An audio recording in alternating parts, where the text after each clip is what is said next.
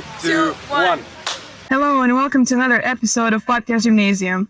Today we have the pleasure of welcoming two of our very successful students, Lana Lucović and Zvonko Dujmović, who participated in the English language competition.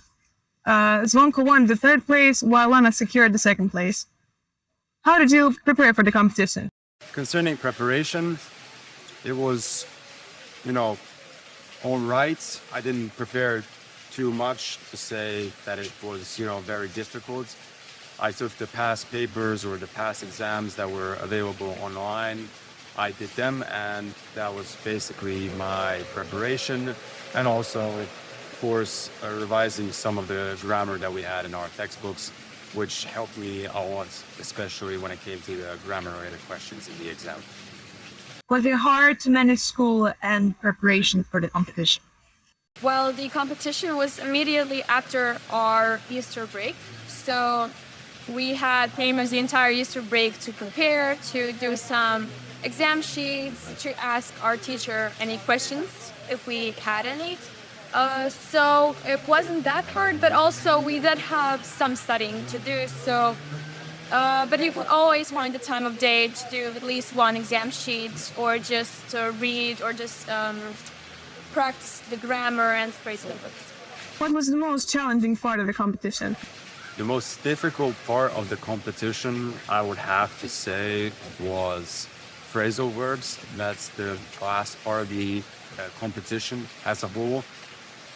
You have to have a very general and very well-rounded knowledge of phrases that you use in day-to-day English, which makes it very difficult to prepare for because you don't know what you can be expecting.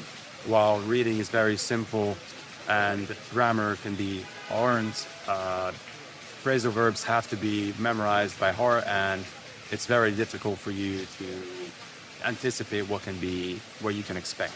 So I think, without a doubt, that is the hardest part of the competition as a whole. Do you have any advice for the students that want to participate in the future?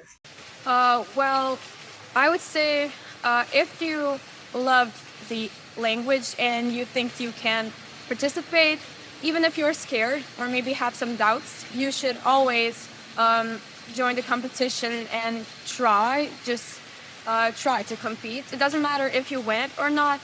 You can just test your knowledge, and I think that is also very valuable. But you never know, you might win it. Like, we didn't expect to win our school's competition, and neither did we expect to win the content competition. But we did. But we also had a lot of fun doing it, and met a lot of people who also like English. And I think that is just a valuable experience, so you should always try, no matter if you have doubts or don't have the confidence at first. Do you see yourself working in the field of languages, or have your career connected with English in any way?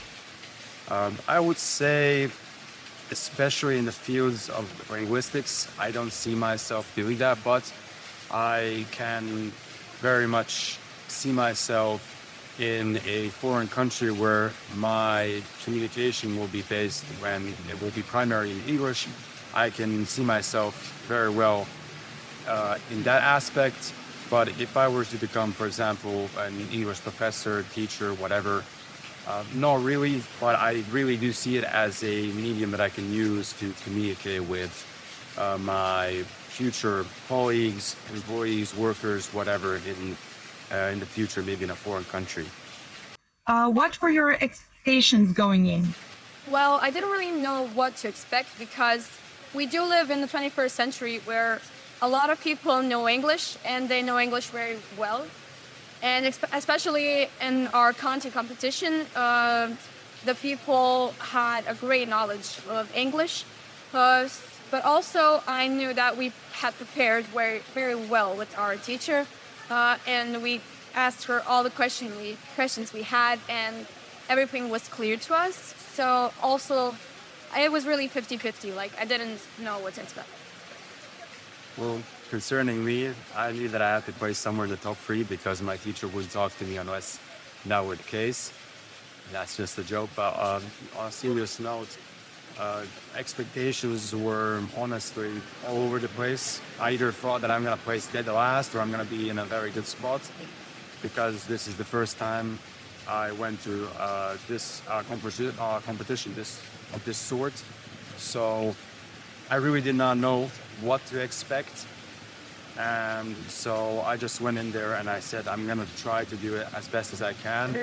And that's all that I can do, because I really did not have any idea what I could be expecting. I could honestly be last or first. So I'm just thankful that it was a very, very good spot, third place. So yeah. If you could go back, what would you do differently? I would most certainly focus on other fields during my preparation. Most certainly phrasal verbs and grammar. Those were the two fields that I would say that I prepared the least in, and I was more or less using the knowledge that I had freehand rather than studying for it. So I would say most certainly looking and reading more about phrasal verbs and also a bit of grammar to really be sure of the choices that I made, that it's less of a gamble, but it's more of a decision that I know is right. So I would say those two would be my primary changes if I should go back and prepare one more time. Lana and Zvonko, we'd like to congratulate you one more time, and we'll see each other in the next episode.